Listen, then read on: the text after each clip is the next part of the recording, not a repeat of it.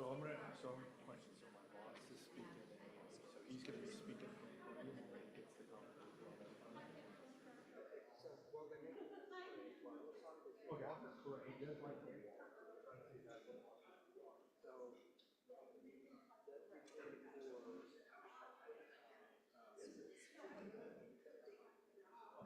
Okay, that's fine. They will come down and put the.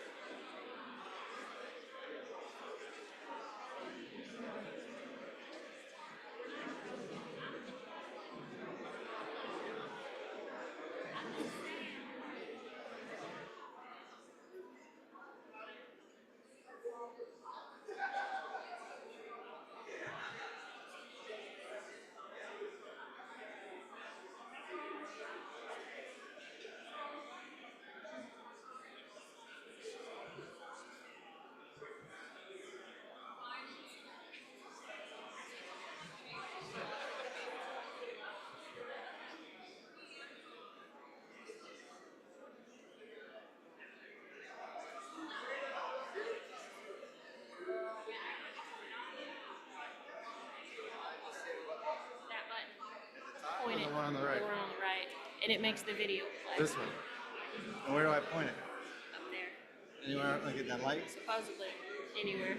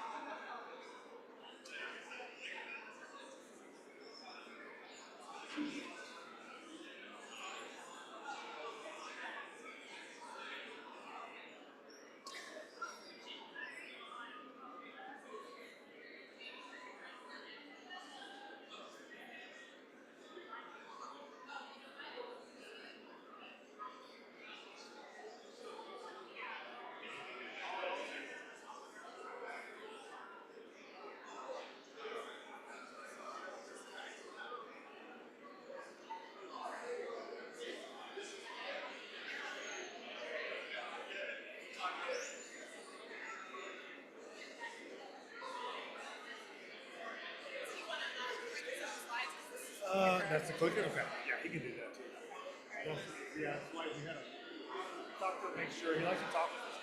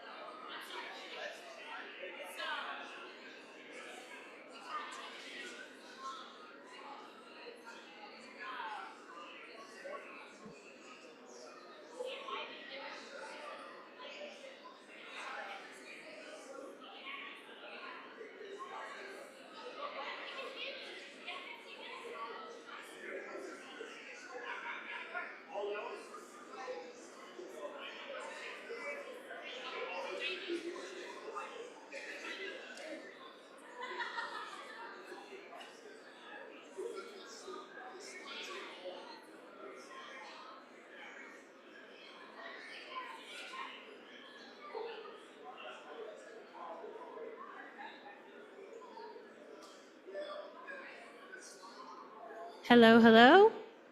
All right, guys, it's 10 o'clock. You're going to have to simmer down a little bit. Or we're going to end up behind already at the beginning of the day.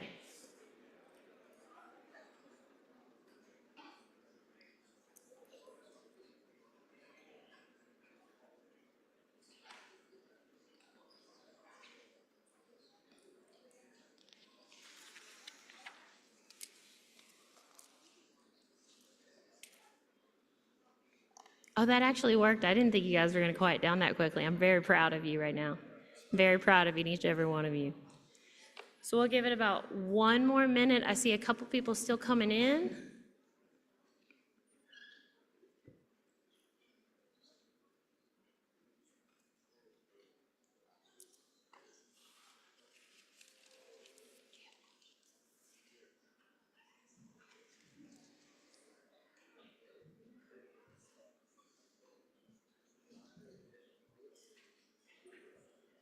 Okay. Guys, we are so excited to see everybody here today. Thank you for coming. When you have a huge venue like this, I always say it's like get married in a big church. You hope everybody shows up, right? And you did, and I appreciate it. And you're all friends, so we came to the front. So I'm Jamie Porter. I am the new LSIC director. I'm gonna say new until they tell me I can't say new anymore. It's been almost a year though. Bobby is telling me I can't say anymore, but I'm just gonna ignore him. He's not my boss today. So I wanted to start by just talking about all the exciting things that we have going on here in the next 3 days. We're gonna hear from our new AA from StMD, Spuds. He's gonna do a lunch and learn that's gonna be really exciting tomorrow. We've got poster sessions, show and tell, lightning talks, Moon to Mars updates, LSI updates, Luster, Clips, DARPA, Luna 10. Like, I can't even start with all the amazing things we have packed into these 2.5 days. That being said, we heard you these other times because LSIC, we really pride ourselves on feedback from you guys, and our feedback was we need more breaks and we need them to be longer, so we did that. You have 15-minute breaks, but you're gonna have to work with us on getting in and out of this room. We're gonna have to herd in and herd back out. And the other is we got you dedicated networking time because that is feedback we've gotten time and time again. So today during lunch, there is that dedicated networking time in the classrooms, and you will be able to take food in there. So all the other important stuff that you need to know, if you don't see it already, there is Wi-Fi and Slido information in your program. We're going to do in-person questions if you would like during our sessions, but it is a lot easier for us if we do it through Slido, because then other people can upvote and kind of give their opinion to make sure that we're getting to all the questions. As well as there are bathrooms on this main floor, and there are some upstairs if need be. There, when you walk in those front doors to the right by the classrooms. We want to say thank you to our sponsors. We have students here, and we had a lot of sponsors come in and pay for those students, and that's really important because if we don't have students, where are we going after this, right? We're not going to be here forever. We need people coming behind us. And then I want to remind everybody that this is an unclassified meeting, so be mindful of what you're saying. And last, I need to apologize because I know I told you guys in the fall I would not take you another place that you couldn't bring coffee. And I lied, and I am sorry.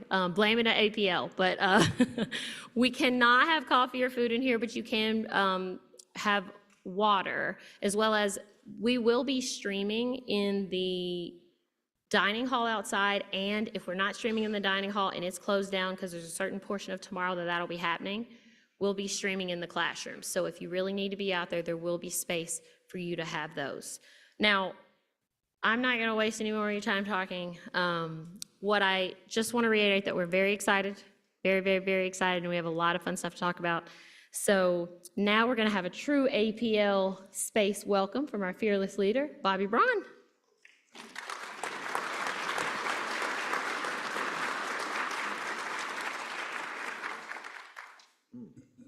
Good morning. Good morning. Good morning. That's right. You're not going to have over 1,000 people here and not make this fun and interactive. So first of all, my name is Bobby Braun. I'm the head of the space exploration sector here at the Johns Hopkins Applied Physics Lab. And on behalf of the lab, we're thrilled that you're all here. This is the biggest LSIC meeting we've ever had. Give yourselves a round of applause. There you go. We've got science interests, we've got technology interests, security interests, economic interests. The moon's got everything, if you think about it. And that's why you're all here, is to interact, to integrate across those interests, to learn from each other, and to get engaged. And there's so much going on at the moon, is one of the reasons why we're very excited about this mission. Let's also join me, if you wouldn't mind, in a round of applause for the Astrobiotic and Intuitive Machines teams.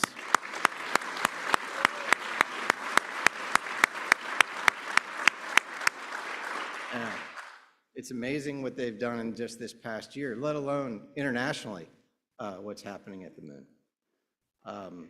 I'm very pleased that NASA has had the foresight, and the Space Technology Mission Directorate in particular has had the foresight to charter this group, to focus on this activity, and to help APL, help all of us get together and integrate and bring these ideas together.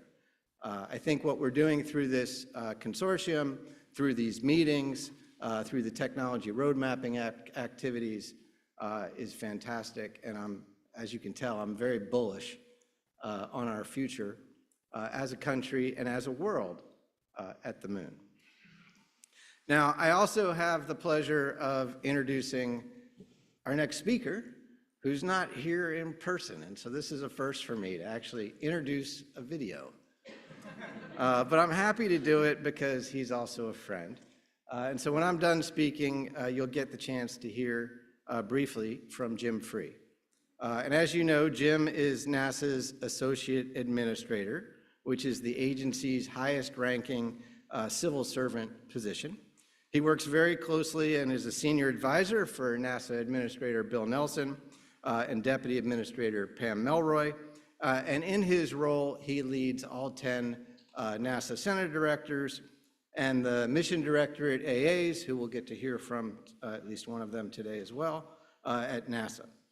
Jim is effectively the agency's chief operating officer for more than 18,000 employees at NASA and an annual budget of approximately $25 billion. Previous to his present assignment, Jim was the Associate Administrator for the Exploration Systems Development Mission Directorate, where he had responsibility for development of NASA's Moon to Mars architecture, defining and managing the systems development, in particular for Artemis, its missions and programs, and for planning NASA's integrated deep space exploration program. Prior to that, Jim spent several years in the private sector. He also served as the Center Director of the Glenn Research Center in Ohio, and has had a number of technical and leadership roles at the Goddard Space Flight Center over his career. Jim earned a bachelor's degree in aeronautics from Miami University of Ohio and a master's degree in space systems engineering from TU Delft. And he is the recipient of the Presidential Rank Award and a large number of NASA and other governmental awards over the years. I do want to say one thing before I go to the video, which is many of you know that about 15 years ago now, I went to NASA headquarters to start what has become the Space Technology Mission Directorate. And in those very early formative years, we needed and we received a lot of help from a number of centers. And the Glenn Research Center was super important to the creation of what is now the Space Technology Mission Directorate. And in fact, Jim, in his role at that time, along with Ray Lugo and a number of technologists at Glenn and across the state of Ohio, were a big part of getting that program started. If Jim were here, I would want to say that to his face, shake his hand or something like that, and pat him on the back, because I do appreciate that support he provided Space Tech. And it's interesting for me to see how Space Tech has grown over time to what it is today, starting from those very humble beginnings that Jim was a part And with that, I'm going to finish my introduction of Jim, and you'll get to hear from him in this video, and then we'll hear from Spuds. Good morning. I'm honored on behalf of NASA to welcome you to the spring meeting of the Lunar Surface Innovation Consortium. The mission of this group is well aligned with NASA's plans to advance exploration of the Moon and Mars. Through NASA's Artemis campaign, we explore the Moon for scientific discovery and technological advancement. On the Moon, we will learn how to live and work on another world, a critical step in preparing for human missions to Mars. To accomplish our bold exploration goals, we are collaborating with partners in commercial industry, academia, other government agencies, and the international community to establish the first long-term presence on the Moon. With the Moon to Mars architecture, we're designing a roadmap for long-term exploration of the lunar surface, our first steps on the red planet, and the journey beyond. Why are we engaged in this effort? Our exploration provides benefits to humanity through science, national posture, and inspiration. From a science perspective, our investigations in deep space, on the Moon, and on Mars will enhance our understanding of the universe and our place in it. And what about national posture? What is done, how it's accomplished, and who participates in our exploration effort affect our world, quality of life, and humanity's future. And inspiration. Audacious challenges motivate current and future generations to contribute to our voyage deeper into space. We do have an audacious challenge ahead of us. People living and working on the lunar surface in the near term, advancing science and technology, and preparing us to go on to Mars. Partners are essential to this effort, not only because it will take all of us working together to achieve it, but also because we're building a lunar economy in which U.S. industry and international partners can maintain continuous robotic and human presence on the lunar surface, in which NASA is one of many users. Every year, we're moving closer to achieving this goal. Just this year, we announced critical international partnerships with the UAE for an airlock on Gateway and with Japan for a pressurized lunar rover. And we selected Intuitive Machines, Lunar Outpost, and Venturi Astrolab to advance capabilities for a lunar terrain vehicle Artemis astronauts will use to travel around the lunar surface conducting scientific research. Astrobotic and Intuitive Machines launched our first 2 commercial lunar payload services missions. The arrival of Odysseus to the lunar South Pole was the first successful soft landing of our CLIPS initiative and the first time new NASA science instruments and technology demonstrations operated on the Moon in more than 50 years. We are going, and yet we do have work ahead. We must stay the course and maintain constancy of purpose and direction, refining our trajectory as we go. At NASA, it's important for our Space Technology Mission Directorate and our Exploration Systems Development Mission Directorate to work together to establish the lunar infrastructure and prepare the technology needed to support science and exploration missions. This gathering and others like it help us engage with all sectors and share investments that help bridge current lunar surface technology gaps and needs. Thank you for your engagement and participation, which has exceeded all our expectations.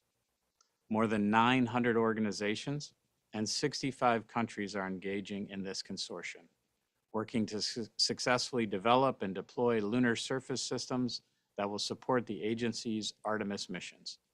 We so appreciate your presence and participation during these 3 days. Now I'd like to introduce to you NASA's newly selected Associate Administrator for the Space Technology Mission Directorate, Dr. Kurt Spuds Vogel. I've had the pleasure of working side by side with Spuds in his role as the Director of Space Architectures as we've developed our Moon to Mars exploration approach.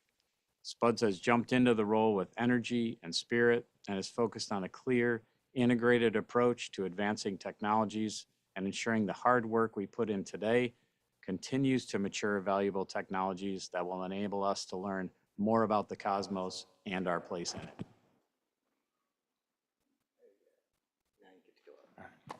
Thanks, Bobby.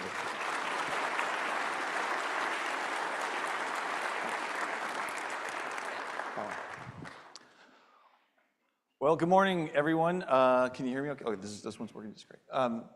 Thanks for having me. Thanks for allowing me to be here. I do want to say, given that Jim did somewhat of a remote, a virtual introduction and talk for us here, I thought it would be kind of weird if I did the same thing, if I tried to dial in from outside and did either a Teams or a WebEx to try and do this keynote. That not only would that be awkward because I wanted to see everybody, but also the dad jokes that I'm going to tell would not be remotely funny. So anyway, thanks again, Bobby. It's kind of interesting. You mentioned the beginnings of StMD, and we also have Jim Ryder here as well. So we have bookended. There he is. Jim, raise your hand. So we have the bookends of what started here for the space tech. And what is StMD but the National Tech Base for Civil Space? That includes human exploration, science, as well as the other civil space agencies. So what I wanted to talk about today, it was a year ago at the spring LSIC meeting last year when I was here talking to you about what was going on with my previous hat as the Director of Space Architecture and the Chair of the Federated Board. And we were talking about the Moon to Mars strategy and the objectives and how it all fits into the process that we were going through that you've now seen. We've had several turns at the Architecture Concept Review and the ADD document that has gone out. And we talked about 5 methodological principles. Those 5 methodological principles that we applied to Moon to Mars are also applying to what we're doing here in space tech, right? Which were just by way of preview or review, that is to be objective-based, architect from the right, meaning figure out what your goal is, work your way back, constancy of purpose, unity of purpose, and enhanced communication engagement, which is what this is all about here. And Jim spoke to a lot of those things nested throughout what he was talking about in this video. We're doing the exact same thing. The way I look at it as we attended the workshops, for those that did attend the Moon to Mars workshops, I would envision looking out at the community, there's a thought bubble over especially industry's head or over the centers, the people in the centers at NASA. Where do I plug into this, right? And you get the first answer to that question when you look at what's going on with the Architecture Concept Review that Najud and ESDMD leads. And that's when they work their way back from those objectives through the characteristics and needs and use cases and functions, all the way back to ultimately that element initiation for these big things, a rover, suits, a ground system, what have you. That's one way to plug in those for the big things. But then where we pick up that story is where the second way you can answer what's going on inside that thought bubble. How do you engage? It's on the constituent and the component and subsystem technologies that feed into those. And so that's what the tech base does, TRL 1 to 2 up to 6 to 7. So what I wanted to take a moment and just kind of share with you what I believe are the philosophical methodologies for a tech base. I've done this a couple of times. I did it in another world on the DoD side of things. But these are some of the concepts that at least I bring, and a lot of them are already happening within NASA, but I wanted to just put a finer point on some of them. So the first is to set priorities. And I'm going to put a caveat on that. It's the way we set the priorities that matters. I would say it's not unique to the tech base, but it's also NASA at large has gotten into a battle rhythm with our stakeholders where we are setting our priorities more in the space of the activities that we're engaging in and not initially about the problem space, the problems that we are solving. So I call it the problem space versus the solution space or the widget space. That's important because if we stay in the activities that we're doing, if we're focused only on the activities that we have going on, we very quickly could find ourselves, especially in the tech base, being somewhat of a hobby shop. And especially with politics being what they are and our stakeholders switching out on the Hill and in the White House and whatnot, if we're constantly, you heard this last year when we talked about the moon and Mars, if we're constantly having to adapt to that, we're not being consistent, and that's the wrong focus. So when we set our priorities, we want to set our priorities based on the problems that we're solving for our stakeholders. So how do we do that? Well, first off, we have to tune into our stakeholders. Right? We have to actually engage with them, understand them, not do it from a distance, not stay in our bubble within the tech base, and envision and think. I mean, it's noble that we try to envision what their problems are, but we actually have to go and engage with them, tune in with them. We have to speak their language when we communicate back to them. We don't speak in terms of the technologies, the ideas that we've got. We're talking to them in terms of the way we're solving their problems. Right? And then once we've done that, we have to have an audit trail. We want to form an audit trail for everything that we're doing. Every activity that we have, we need to build robust roadmaps that build all the way back from the solution, from the problems that we're trying to solve for them, all the way back to the activity that we are doing to solve those problems. We should be able to show that across everything that we're doing. So how do we do those three things? This looks like a spaghetti diagram at first, and I apologize for that, and I will not bore you with all the intricate details of it, but I do want to walk you through it a little bit. Historically, what we have is in the upper left-hand corner is the idea generation machine that's coming from you all. It's coming from our centers. It can come from anywhere. Any one of our stakeholders can have a role in the idea generation process. The problem is that usually then, if we stay just in that, hey, I've got ideas for solving this problem. I've got an idea for solving that problem. Well, how do we set the priorities? If we're not careful, we just kind of stay in that upper left-hand corner and we say, okay, well, I like my idea. I like better than that idea. Or someone else comes in from a leadership standpoint and says, okay, I'm not really crazy about that idea either. Let's move on to something else. And so you end up playing whack-a-mole over the long haul where you're jumping from one activity to the next based on the priorities of somebody in that activity space. What we want to do instead is get those same stakeholders, while they're coming up with all the great ideas in the upper left-hand corner, also get them engaged down here on the left-hand side. And that's get them involved with identifying and prioritizing what the shortfalls are, what the problems are that we need to solve. And it's not just a matter of just identifying them, we have to prioritize them. And we don't want to do that in a vacuum. This should sound familiar because it's exactly what we did with Moon to Mars. Right? We do not want to do this isolated in our own tower, ivory tower, if you will, but we want to get you all engaged. We're going to actually produce, last week, you should have seen, there'll be a QR code at the end of this brief and a URL that you can go to help participate in this process of prioritizing the shortfalls that we have identified thus far.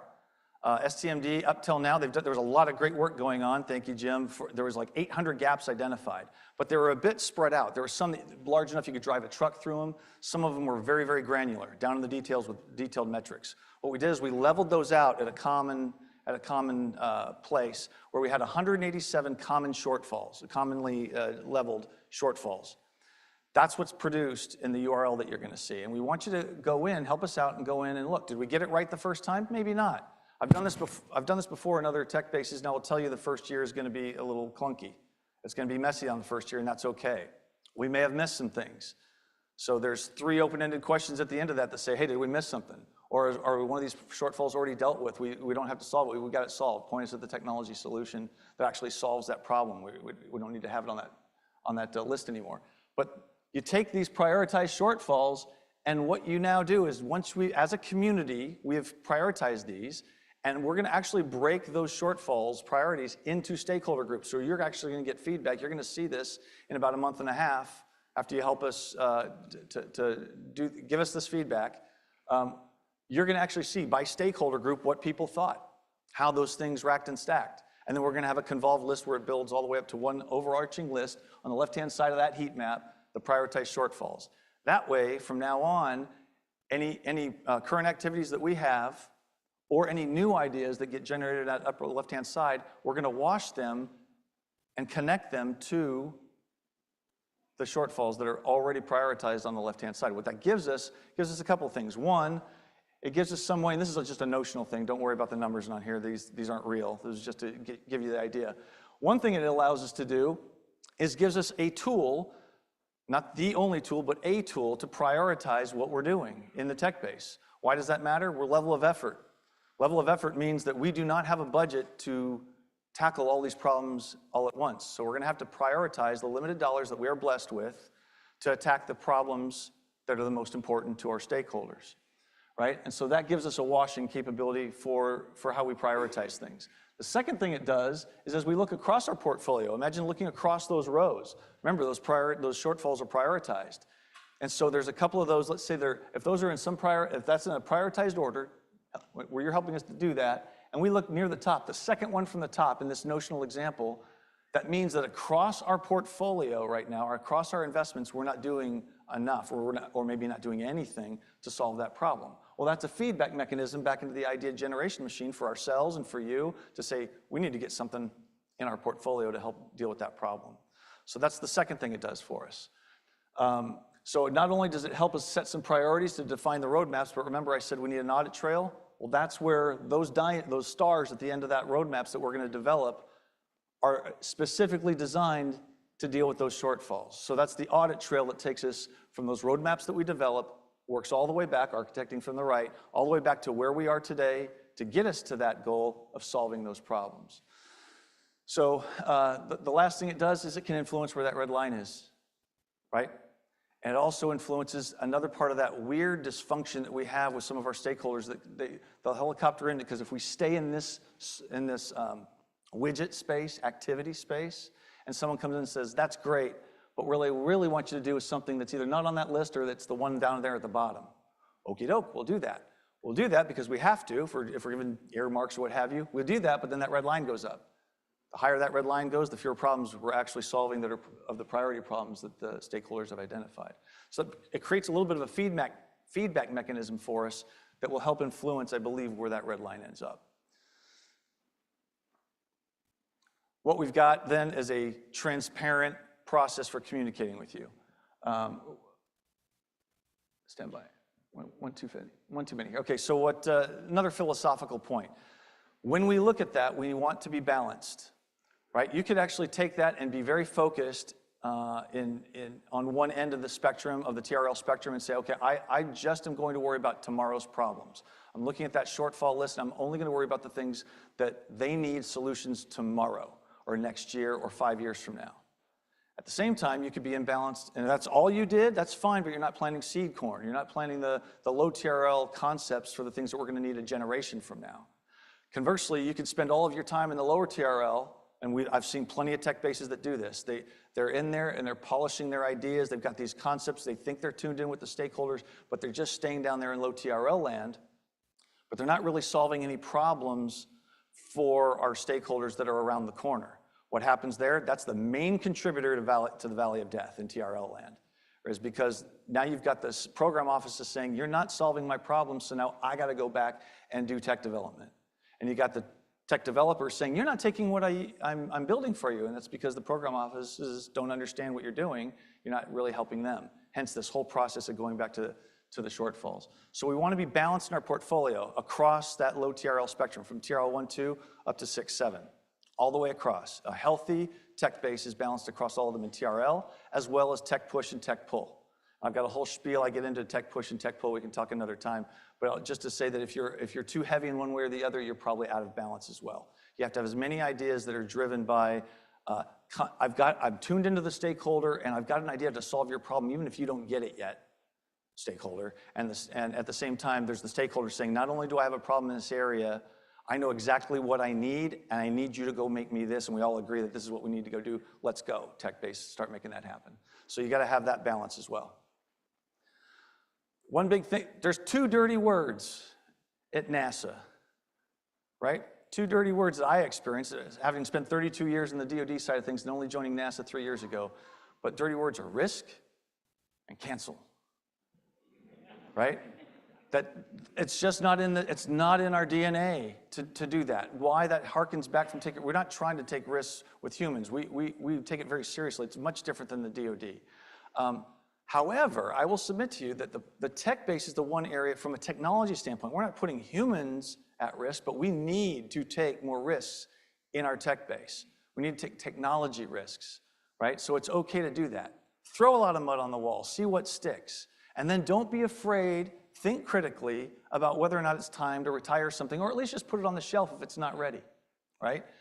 That's not typical in NASA's history. And I think that's, and if you relate it back to that relationship that we have with our administrative stakeholders, Hill, White House, whatnot, you can see how that dynamic has started to evolve. So we want to get away from that. We want to take risks and don't be afraid to cancel things when the time's right, or put things on pause. You don't always have to cancel things. Sometimes you're just retiring it for a moment until that technology insight comes along that's going to break that thing loose. But don't just stay on it for 30 straight years and nobody's asking for it yet. That's where the think critically comes in.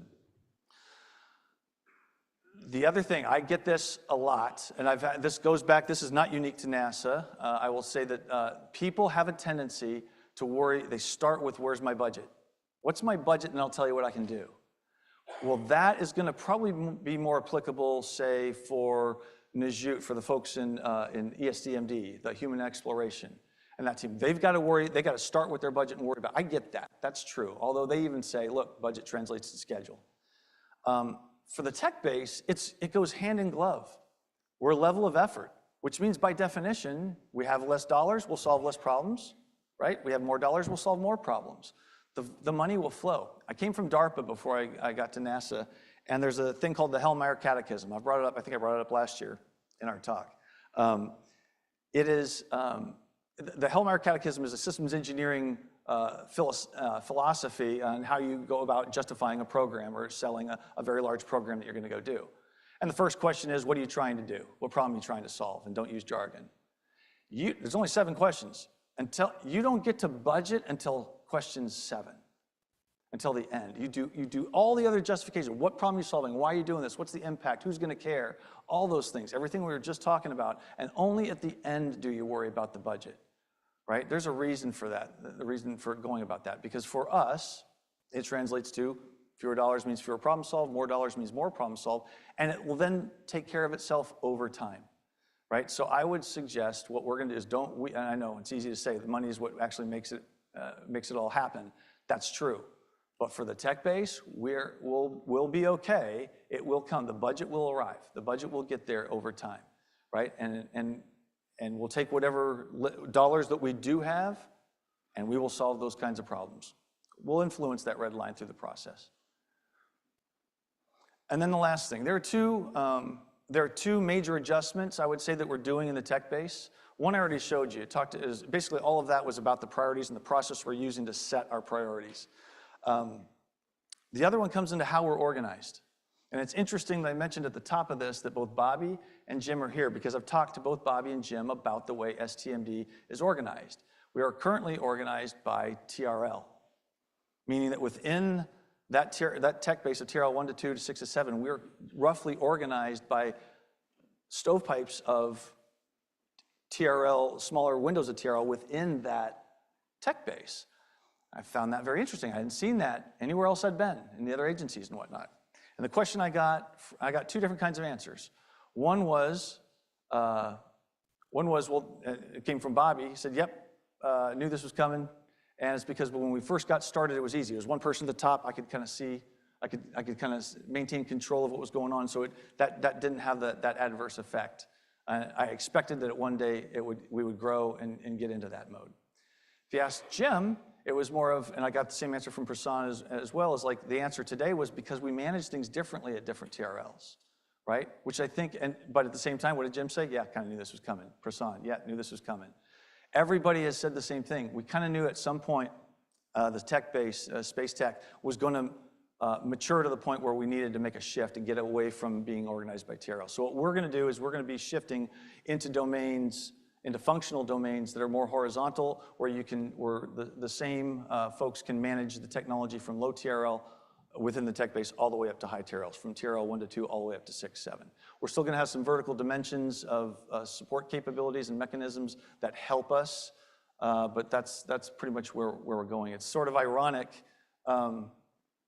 that the reason for that pivot is I mentioned earlier about the Valley of Death. if you stay organized vertically by those, by TRL, what you're going to end up with inside that tech base over time, and I think we may have started to see that happen, is you get little miniature valleys of death within your tech base. Because the same stress that occurs between tech base and the program offices now is happening inside your tech base if you organize vertically by TRL. You can get around it with really good communication and everyone's on the same page with the stakeholders and the priorities and whatnot, but there is a natural tendency, just as there is between tech base and program offices, to drift away from that because you start worrying about the things that you care about because you do manage things differently at different TRLs. So it was one of those things, ironically, after talking to the folks that had the history in StMD, a lot of people said the same thing. Yeah, we kind of figured this day was coming. And so since some new knucklehead just showed up, we figured why not talk to the senior leadership. We said, let's do it now. So that's the second way that we're pivoting in the tech base. The last thing I'll leave you with is that QR code I'd promised and some URLs. We'll leave that up there. Please do us a favor. This is useful for you and it's useful for us. It's useful for us because you're helping us get going in this, like I said, a messy, thorny process on year one. So you can help us by contributing to this and give us an idea of what you think. Remember, we're going to be producing these results. We're going to show you what you thought too as a stakeholder group, because we're going to break it up by different pockets of government. What did industry, different, big industry, little industry, right? What did academia think, right? We're going to break it all out. What did the Hill think? Right? We're going to try and break it out with those stakeholders as well. You will then be able to, so not only are you helping us, but this helps you as well because you will be able to use this as your own tool, not just to look at the rolled up, convolved list of shortfalls, but also you'll see what did the other folks in industry think as a whole. And that might help you because you've got customers amongst yourselves. You're not just working with and for us, you're working with and for each other, so that'll help you as well as a tool. So that's sort of what we were hoping to get from you. The last thing I wanted to say is to thank APL. Thank you, Jamie. Thanks, Bobby. Thanks for the APL machine for hosting this venue and for organizing and keeping LSIC going and thriving. Every time, I've had the pleasure of being back here, I think this may be my third time now, and it is getting bigger. Each time, more involved, more, the net has been spread wider, and it's really exciting to be here. So I would just like to take a moment and thank APL for all the great work that they've been doing. Let's give them a hand.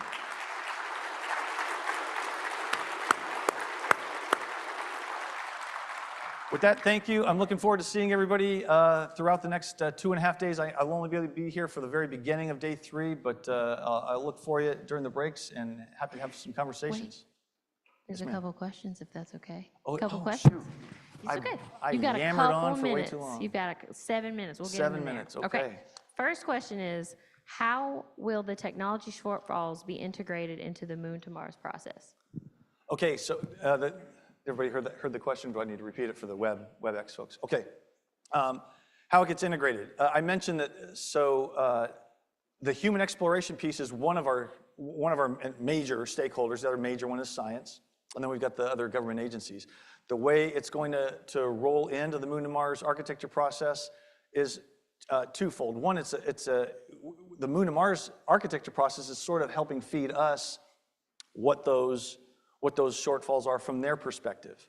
So that's the big thing. That gives us an input from them. The way we turn around and kick it back is say, okay, this is, when you go back to that one slide and you show the shortfalls and you see what spits out the other side on the activities that we're actually going to go do, the way it's our response to here are the things that we're going to take our dollars and go feed into solving your problems. But let's say hypothetically, we have a problem that we're not solving, right, within our current roadmaps and whatnot, and it's super important to Moon to Mars. Well, that means we need to change, that's feedback into this annual cycle. We're going to be doing this every year. That gives us feedback of maybe we didn't get the word out, maybe it didn't rank high enough, right?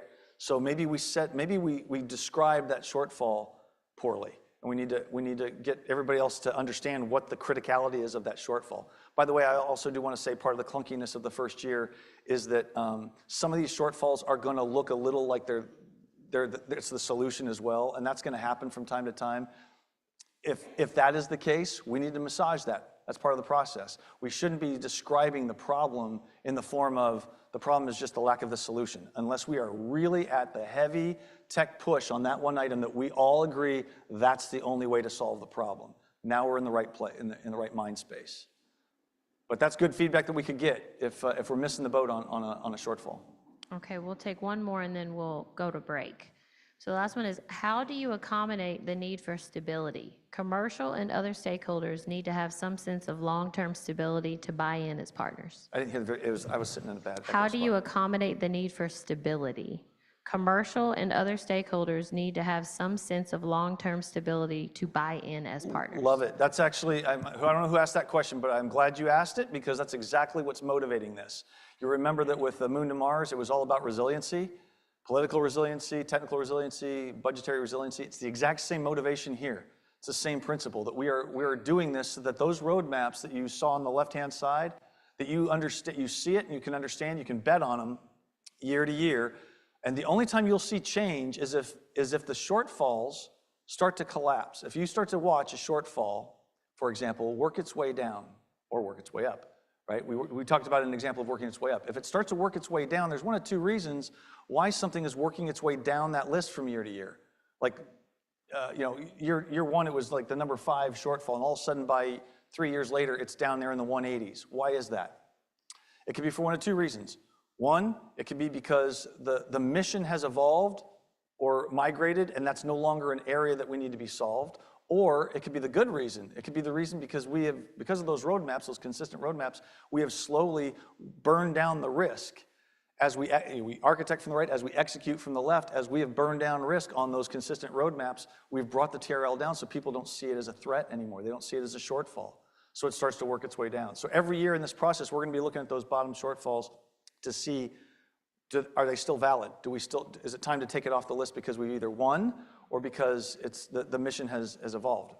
But that whole process, what gets us that consistency is that we're going to be doing this on a yearly basis. The first year, again, hard, and after that, you're going to start to see the same things. We're going to reword some things based on some feedback, right? But we're going to get there. We're going to have those roadmaps established, and those roadmaps will consistently address these shortfalls. The movement you see will be because of feedback we're getting from you all and or mission accomplishment, one of the two. So I lied. There's Okay, one I'm more, looking forward to hearing. because I think it ties in well. Will the shortfall prioritization algorithm be public? There will be much data in and relatively little control of consistency. Is the profile or shortfalls? Which one did it ask? Shortfalls. Yeah, the shortfalls algorithm, as far as like I think what the nature of the question is the weightings. All those stakeholder groups are going to weight differently. I'll just tell you right now, human exploration and science are going to weight very high. They're going to get a lion's share of that. Within a stakeholder group, they're going to be relatively flat. But within a company or a center within that, like we're going to do centers as a group, as a stakeholder group. We're going to have large and small companies as a stakeholder group. We're going to take in data. We're going to have leadership from a center or a company or an organization say, okay, here's our answer.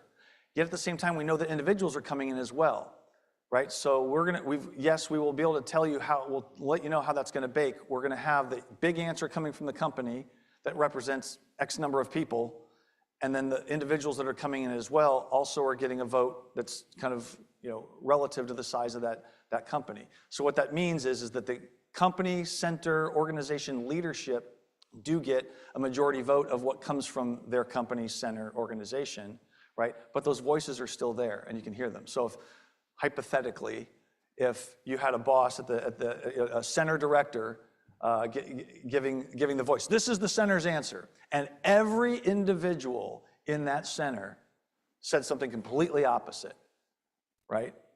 Like that could, imagine that.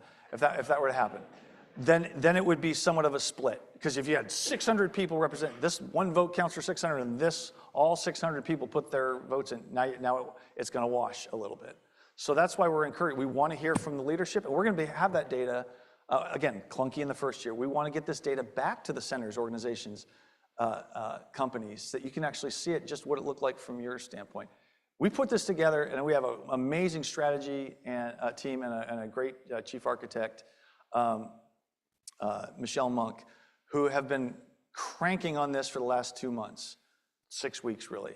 So the fact that we're getting this out the door as fast as we are, it's going to be a little messy this first time. Bear with us, but yeah, there will be a way to see that data in the future as we go, if not this year as well. One last thing I'm going to say before I go. I know I'm out of time, but I mentioned the Federated Board earlier. I'm not the chair of the Federated Board anymore, but my deputy for programs within StMD, within Space Tech, Walt England, he is now the acting Federated Board chair. You're going to hear from him here in a little bit on a panel, but I just wanted to give him props for basically keeping the balls in the air within Space Tech and at the same time doing my old job. So thanks, Walt, appreciate it. Thanks for your time, everybody.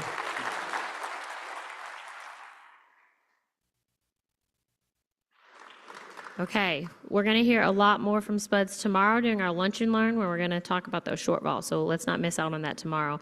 But right now, you got 15 minutes to go drink that coffee. Go, go, go. And then when we come back, we'll do our Moon to Mars panel.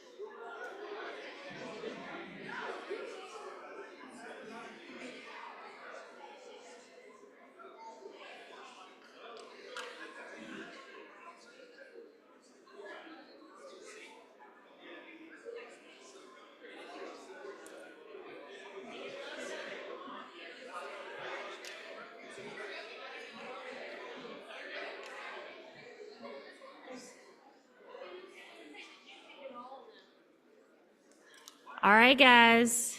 I'm a stickler for time. I want you to get your lunch. Let's take a seat, please.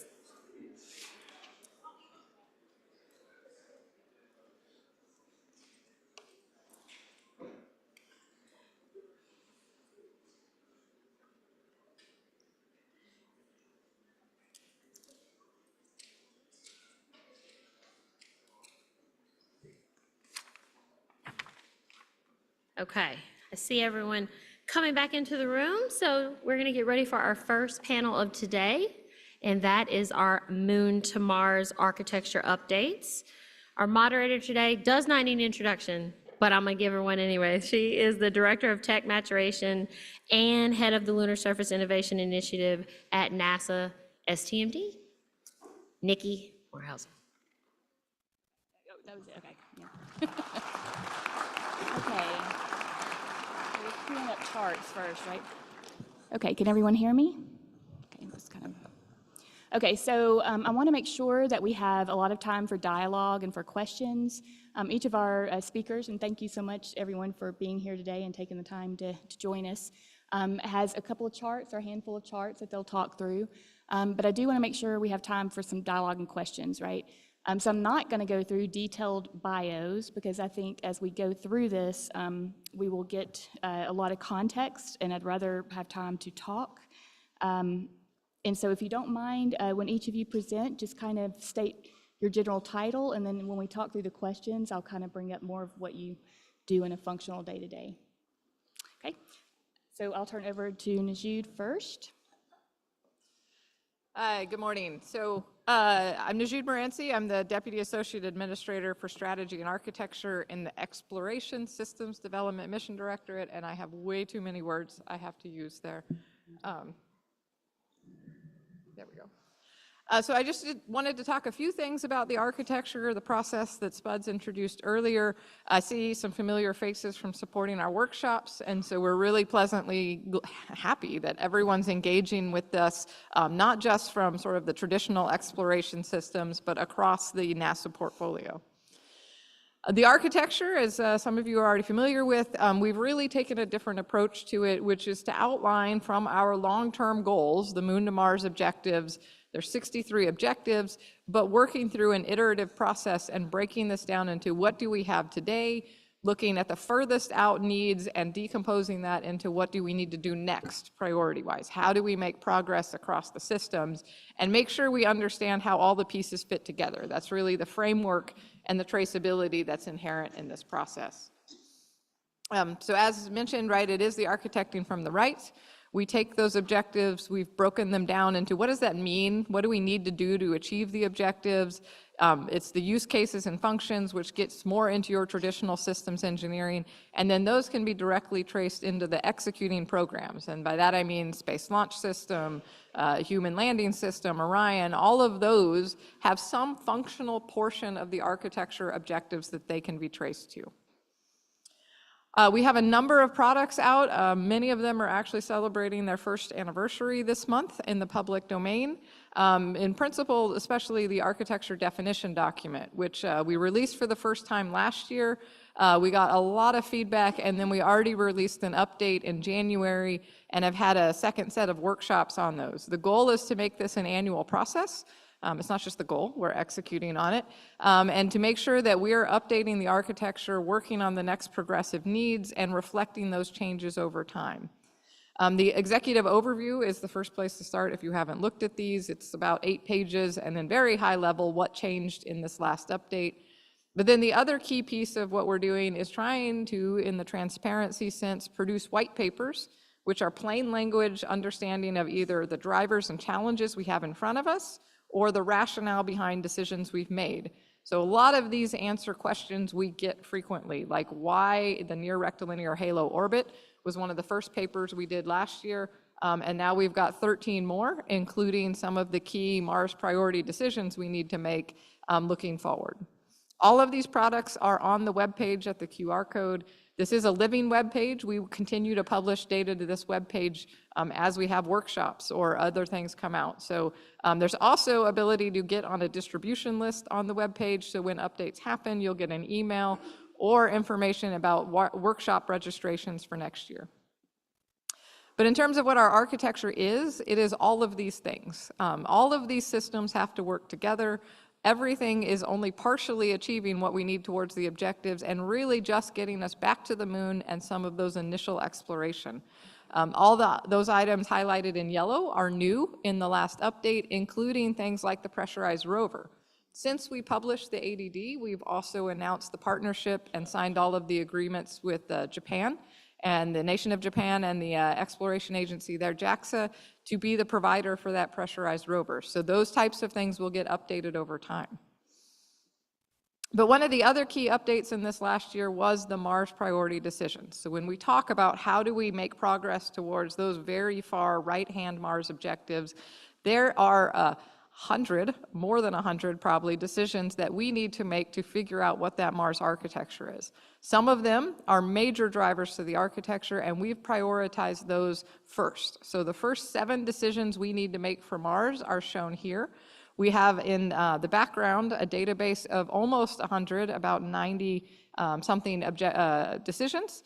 And we are working through MBSE modeling to trace the preeminence of those, which ones affect others, so that we know what's important to do first. We can't make all these decisions at once, but we need to start somewhere, and that's what these 7 are. I'll note one of the key ones, not so much the interest here, but the Mars science priorities is one of the biggest drivers to our Mars architecture, which is what do we want to do when we get humans to Mars? And the National Academy of Sciences is kicking off an effort this week, in fact, to help us answer that question. So all of these decisions are coordinated across the agency with my fellow mission directorates here so that we have a unified agency answer as we make some of these decisions towards the Moon to Mars architecture. I have mentioned the workshops. Last year we held 3, one's international partners, industry, academia, and an intergovernmental workshop. This year we held 2 more, which included intergovernmental participants in our industry workshop. These have become an invaluable tool for StMD and really all of the mission directorates to get feedback on the Moon to Mars architecture. Some of the key things we're updating are based directly out of this feedback, and some of the white papers we're writing are explicitly because people asked us questions. So again, if you'd like to be involved in these in the future, the distribution list on the webpage is a great way to get at least the updated information.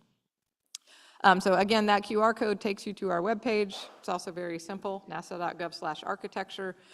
So we hope that you stay engaged and give us feedback over time, especially as we partner with StMD and the technology priorities in the future. Thank you.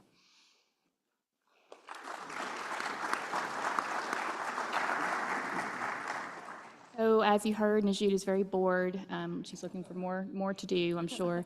And I just want to confirm real quick, Jamie, the information she's talking about too has been sent out through the LSIC newsletter and can be found on the website. Links to that as well. If not, we will make sure they are. So we have a one-stop shop too. Yeah. So I want to introduce Joel Kearns. And so Joel is going to talk about what he is doing in the Science Mission Directorate, and particularly, I'm sure, with CLIPS, which we're all excited about and want to hear more about. So I'll turn over to Joel. Thank you. I'm Joel Kearns. I'm Deputy Associate Administrator for Exploration, NASA's Science Mission Directorate in Washington, D.C. And when you think about Moon to Mars, for us in science who have charged with advancing space and Earth science for the United States, we arrive at our objectives and our missions for science for Moon to Mars the same way we do for all our scientific studies, which are we get very formal recommendations from the National Academy of Science, Engineering, and Medicine on a 10-year horizon called decadal surveys in each of the scientific fields that NASA Science sponsors.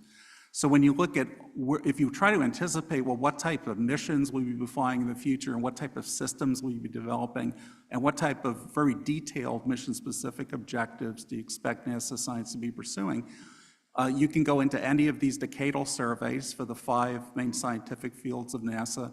They're available on the National Academy of Sciences website, and you can look through and see what are being recommended to us for this time period for the 10-year horizon, starting with the year that that decadal survey is issued, and say you'll be able to read what are the major scientific questions the United States should address, what are suggested missions that could go at addressing many of those questions, at a very particular level, like a principal investigator would do at their laboratory at a university or a government laboratory in industry, what are the strategic research that really should be accomplished by the United States? And if you look at the ones that could be done or are related to the moon and Mars, or what could be done in the future leveraging, say, the locations of the moon and Mars, when you read through those documents and you compare them to the moon to Mars objectives, you will pretty well see that they align one-to-one. Because within NASA, we developed the science subset, the 26 science objectives of the moon to Mars objectives, based on that external advice that we've been given. Now, what's interesting is that the moon to Mars objectives are stable, far-term horizon objectives. There's no dates given for when we will accomplish particular objectives. And bear in mind that the decadal survey input that we've given is usually at the date of origination, say in 2022, goes out 10 years into the future, which is 2032. So what NASA has tried to do with various types of community input, of course anchored by those decadal surveys, is project out to this further time frame. What are the specific science-related objectives that will be done by robots working with humans or humans by themselves, particularly in cislunar space or in Mars space? And you can see if you go back and read the objectives, and if you read those decadal surveys, for example, that if you look at the first set, which are 4 lunar and planetary science objectives, the first 3 tie back primarily to the 3 themes of lunar exploration outlined in the 2022 Planetary Science Decadal Survey called Origins, Worlds, and Life. And the 4th one aligns to higher level scientific questions from that same decadal survey for Mars. In some cases, we go back to these scientific communities and we ask for more input or more details to help flesh out the lower level of objectives, like the characteristics and needs which go with these major moon to Mars objectives. And for example, at the end of last year, we had the Mars Exploration Program Analysis Group, or MEPAG, do an internal study looking out to the time frame of the Human to Mars campaign segment, of the 4 campaign segments in NASA's architecture for Moon to Mars, and give us additional detail about what they foresaw with the science that would really be uniquely accomplished by human crews. And as Najud Moranci mentioned, this week the National Academy of Sciences is kicking off a more detailed study on that topic to help look at lower level when you start getting to the sub-objective characteristics and needs, and then even eventually mission options for what could be done to, in effect, meet these higher level scientific objectives. I put all the objectives in for the record. I'm not going to go through all the objectives here, but when you have a moment, you could go through and look at the 6 categories, which are the four primarily science fields that are out of the 5 NASA science fields that could be addressed in some way at the moon or at Mars, but also areas of where specifically technology needs to be developed to do some of those objectives, or where scientific studies could be beneficial in the future to those designing systems or vehicles for the moon and Mars. Now, how do we get there from where we are today? If you were to look at all the missions that are going on at the moon that are shown in NASA's fleet chart about 6 years ago, you probably would have seen 3 missions planned. One was Lunar Reconnaissance Orbiter, that's been at the moon since 2009. Another was called Artemis Themis, which is a different study in cislunar space. And there probably would have been a mission called Future Lunar Mission. But things have changed a lot in the last 6 years. So as we progress today, marching, how do we address subsets and we start accruing the real answers to the scientific questions that are embodied in those decadal surveys and the Moon to Mars objectives? There's a large number of activities in place. Again, not to talk through all the details of the fleet chart, but you can see here robotic missions, you can see human missions, even just through 2027. You can see missions going on in moon orbit. You can see missions going on to the lunar surface. You see traditional government-funded missions, and you also see commercially led missions where the government is using those missions, like commercial lunar payload services, to gather data or address those objectives. As years go on, and you can see we're moving into high gear in the United States now, exploring the moon with robots and with humans, but this doesn't even list activities being done by our partners, or in some cases our competitors out in cislunar space. And we have made progress the last few years. I highlight here, for example, I could have several examples, but one I chose here was Intuitive Machines' successful landing on the moon of the first US cargo and getting data back from the surface of the moon, the first time we've gotten scientific measurements from the surface of the moon in the United States since 1972. which is being followed up later this year, as you saw in the moon spiral chart, with 3 more missions being planned. Many with the spacecraft being constructed for all these missions are close to finished today. And we expect to see a lot more progress in 2024 and in 2025 on starting to incrementally answer some of the sub-questions related to those Moon to Mars science objectives. We also recently selected the first instruments that astronauts will deploy on the lunar surface. They have been selected for development and for assessment to make sure that they can be manifested and carried out on the first American lunar mission to go to the South Pole, Artemis 3. What I'll highlight to wrap up is to talk about some of the detail and the progress that's been made in a relatively short term, trying to move out quickly to address these Moon to Mars objectives and also exploit commercial providers to, in effect, robotically bring things to the surface of the moon. This is a descriptive of an investigation called the Farside Seismic Suite. It was selected in 2021. The instrumentation for it is almost completed. It will measure, in effect, moonquakes and other phenomena related to processes undergoing the surface of the moon. These directly relate to satisfying, for example, LPS-2 objective that is shown in the Moon to Mars objectives. The instrument itself, as I said, was proposed and selected in 2021, and now in 2024, last Friday, it just finished its systems level vibration testing and is getting ready to be finished to be handed over to one of the CLIPS providers for robotic delivery to the moon. So things are moving fast to move out and meet those higher level objectives that NASA science and the rest of NASA have signed up to as part of Moon to Mars.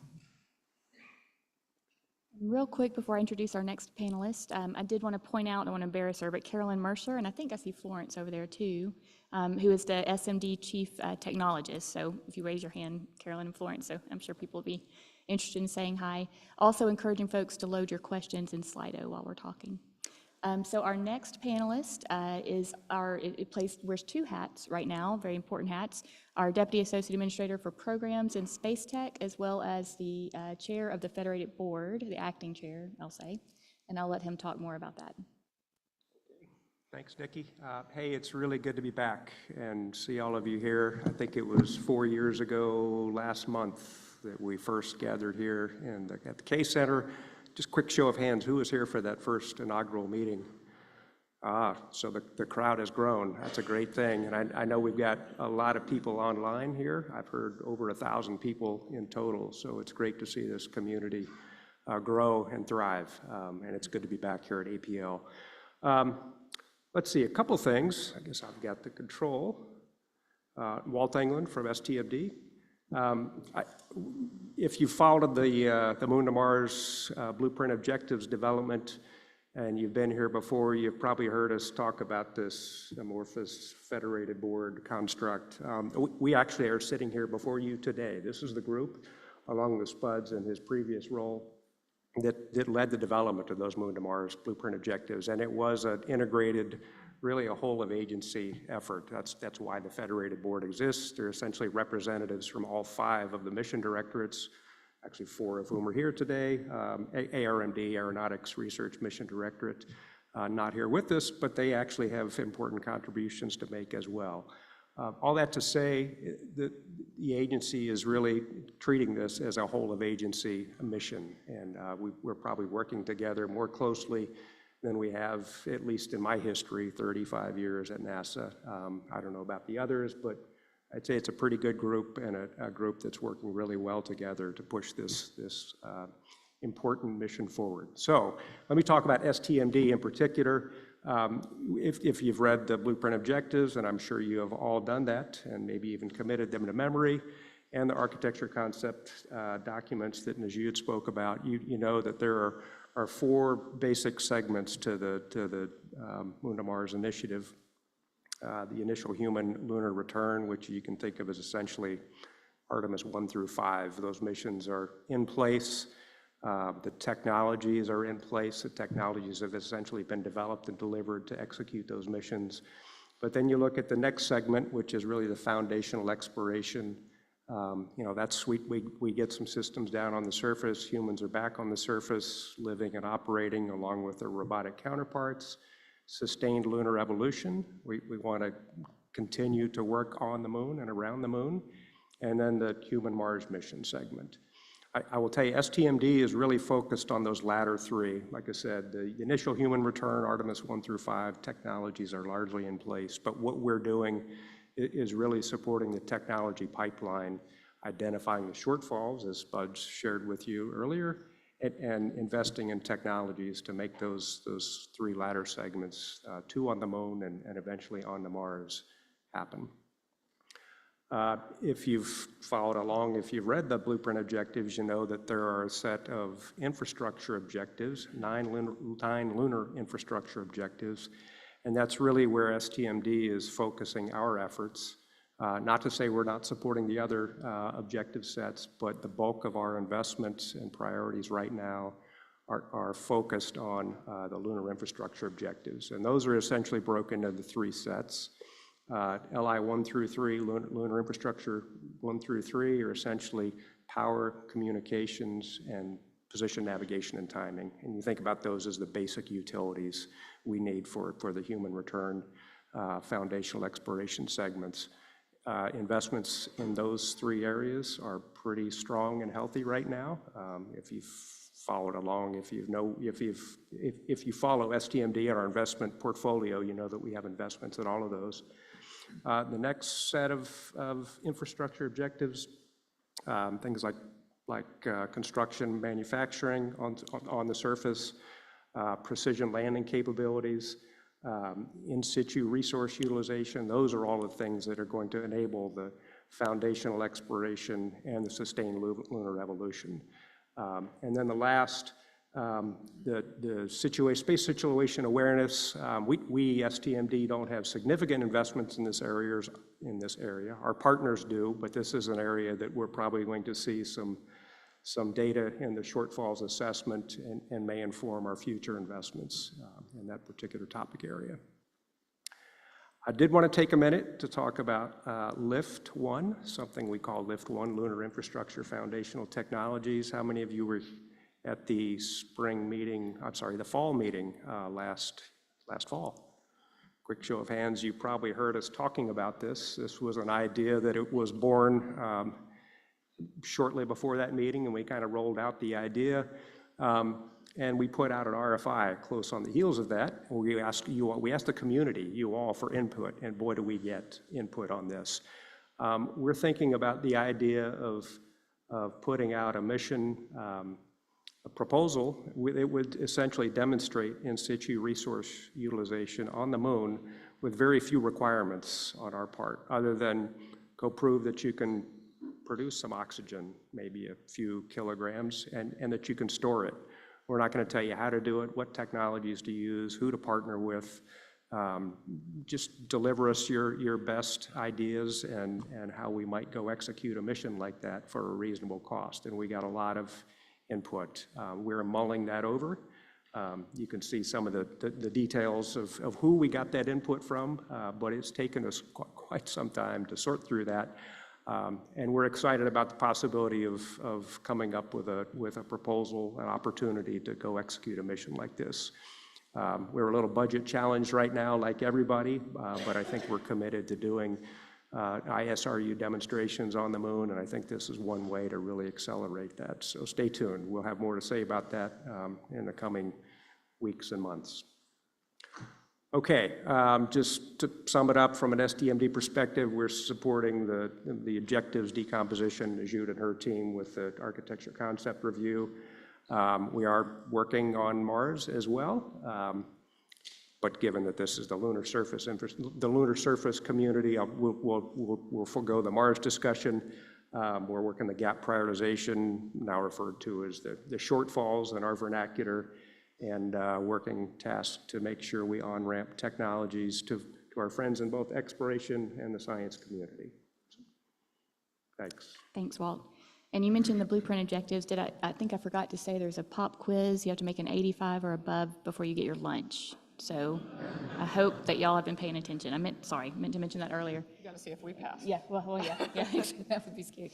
But last but certainly not least is Pat Forrester from our Space Ops Mission Directorate. So Pat, I'm going to turn over to you, and then we'll take some questions. I'm Pat Forster. I serve in the Space Operations Mission Directorate. I'm on Ken Bower-Sox's staff, and I'm also the director of our Technical Integration Office there for SOMD, where we coordinate across the other mission directorates and other agencies. Space Operations is one of those mission directorates that not everybody quite understands because we do a lot of things. I like to tell people, think of the human in human spaceflight, and then most of those categories will be in. We have our commercial space division. Those are the ones that have helped bring on SpaceX and hopefully very soon Boeing flying our crews to the space station, and also looking forward to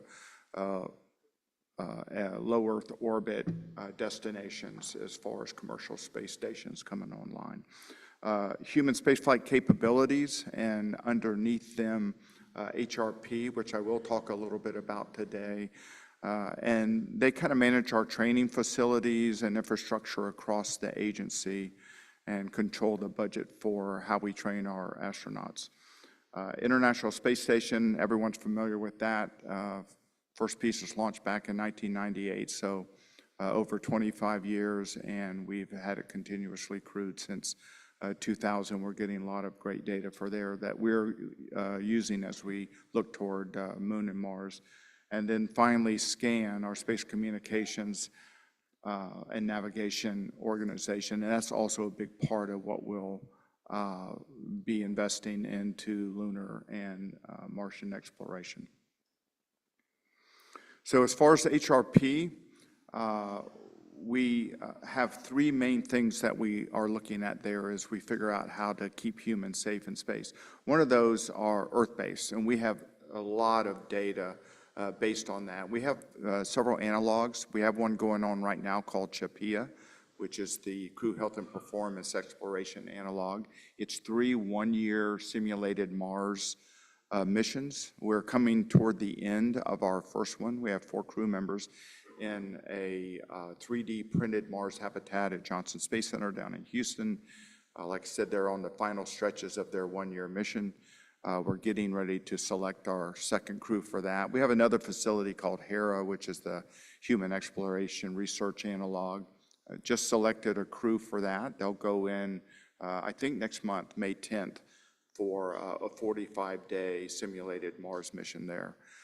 We have other facilities. I say we as a conglomerate have other facilities around the world. There's the NVHAB with DLR over in Cologne, Germany, and then also there's a facility that we use with the Russian Space Agency. We also have low Earth orbit data. Obviously, the space station, again, continuously crewed since 2000. We've been able to accumulate a lot of data as far as being in low Earth orbit. I think you know we've had several missions that have been near or equal 1 year, with the most recent one, Frank Rubio, coming back, having set the record for a U.S. long-duration space flight with over a year's time. I think 371 days. He returned recently.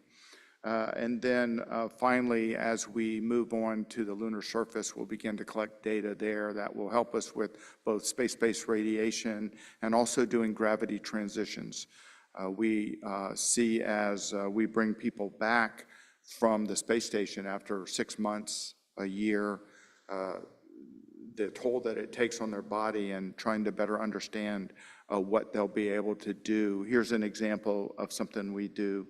It's a facility called Argos, where we can simulate different gravities, and our goal is to bring people back as quickly as we can after they land from an ISS mission, and then see what they're capable of doing, say in 1/6 gravity or something else. As far as some other things HRP does, everything we're doing to help either lunar or Martian exploration in the future. Najud mentioned those initial 7 key decisions as far as going back to the Mars. those decisions will help influence what we do with research in HRP. What we do in research in HRP will help influence those decisions. Things like the length, number of crew, length of missions, mission cadence, those types of things. And we have cooperation across our international and commercial partners in HRP. The other big area where we're contributing is in SCAN.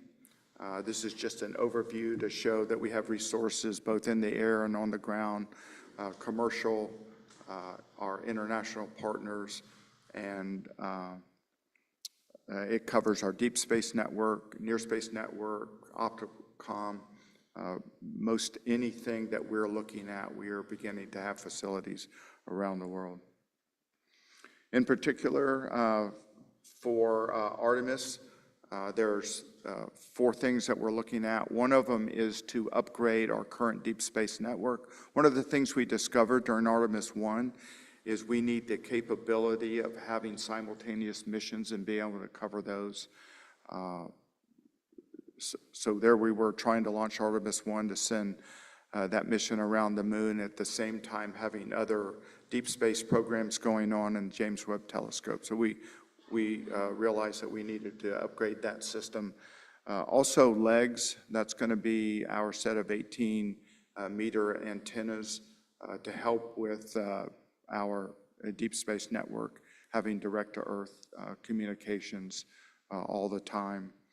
Our lunar relay, what our goal is eventually is to have a set of basically like our low Earth orbit relay system, where we've got a set of satellites around the moon. It gives us the ability to have continuous communication, multi-mission, complex missions going on, both on the South Pole and on the far side of the moon, where we don't have direct-to-Earth and don't need to rely on direct-to-Earth communications. And then finally, just the fact that we are trying to include our international partners and commercial, and that's, we have just a picture there of the Artemis Accords, but as we begin to see how we're going to work with everyone to do this. There is our QR code for a little bit more about Space Ops. Okay, thank you to our panelists. Just give her a round of applause.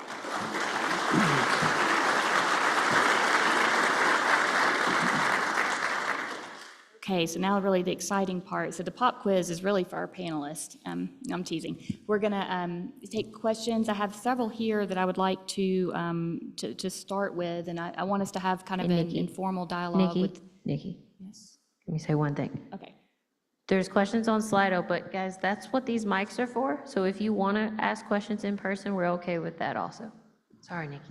Absolutely, thank you. Thought that was a voice from God at first. I couldn't figure out where it's coming from. So 1,000 of our closest friends, we'll try to have kind of a little bit of a dialogue. As we have people coming up to the mics, I'm going to go ahead and start because we have several questions here that I'm going to kind of synthesize, and they really circle around a handful of key themes. One of these is that, it sounds like we're doing a lot of dense work. We're NASA, we use a lot of acronyms. We have a lot of different organizations and mission directorates that we kind of ramble off and talk about. And I know that we get a lot of feedback in the LSIC community about what does that really mean, right? And so you see all the good work going on here. We're getting a lot of questions, and if we can talk about it some, on how it's sometimes perceived as overlap versus synergy. So we have a lot of cross-cutting technologies, for example, like power and autonomous systems, robotics, that we all work together. Can y'all talk a little bit about how we actually work together to synthesize and invest in those common areas of interest? And maybe, Walt, you might could mention, explain a little bit. There's a lot of questions about the federated board. Is it federated? Is it a board? What does it inform? Investments, requirements? Does it form the ACR? So if we could just dialogue a little about this. Yeah, I'd be happy to start. Talk a little bit about the mystical federated board. It is truly, it's an entity that was put in place. It's been in place for probably 4 or 5 years now. But when Pam Melroy, the deputy administrator came to NASA, she looked at the federated boards that I really need some mechanism to ensure that we're working across these, I'll just say it, stovepiped mission directorates and integrating NASA as a whole. So she looked to the federated board and really put some teeth into it, brought Spuds into the fold, and he kind of forced us to work together. And a product of that was the Moon to Mars objectives, blueprint objectives. But really what it's done is it's allowed us to communicate on a regular basis and understand what I'll just say the needs, goals, and objectives are, for example, for the Najude's Moon to Mars architecture, what science community is doing, what technologies they need, working with the human operations organization and with ARMD, aeronautics. And although they're not represented here today, Nikki mentioned cross-cutting technologies. Autonomy, for example, is something that we absolutely are going to need in both human and robotic exploration in space.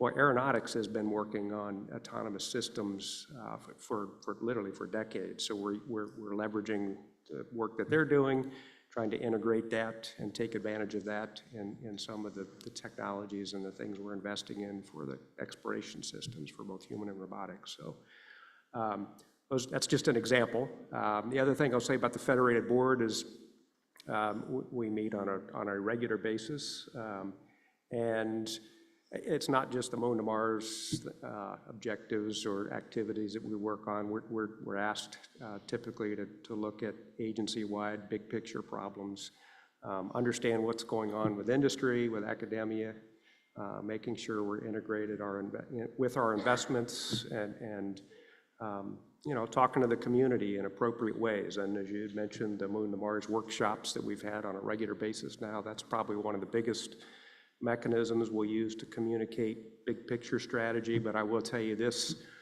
meeting here, the LSIC, about the spring and the fall meetings, probably another place to come and hear a lot of what's going on, certainly from the StMD perspective, but also with the federated board and what NASA is doing as a whole. So I'll stop there and let my compatriots start maybe with Pat. Yeah, I might add, since he's talking about the objectives and the federated board, when this first started a few years ago, each of the mission directorates put together their objectives. So you saw some of Joel's for the science mission directorate.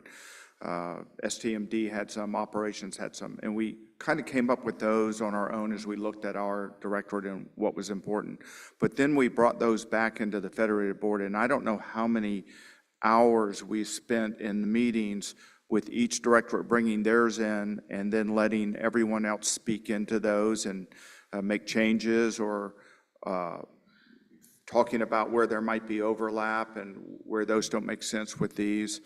That went on for quite a while until we had the final sets of objectives. And then when you saw Spuds earlier talking about some of the changes for StMD, and he put up that heat map, then we put up something like that, and we began to look at every objective for all of them and find out where there was, I wouldn't call it overlap, but where there was interest in those things with each other. And then those were areas that we knew we wanted to concentrate on as this got handed over to Najude and the architecture team. So there was some intention, the fact that there is some overlap where we see common needs across the agency. Add a little bit with the sort of immediacy of how we use it. So ESDMD is the agent for the Moon to Mars architecture, which doesn't mean we own or fund everything in it, but we are coordinating it across the mission directorates.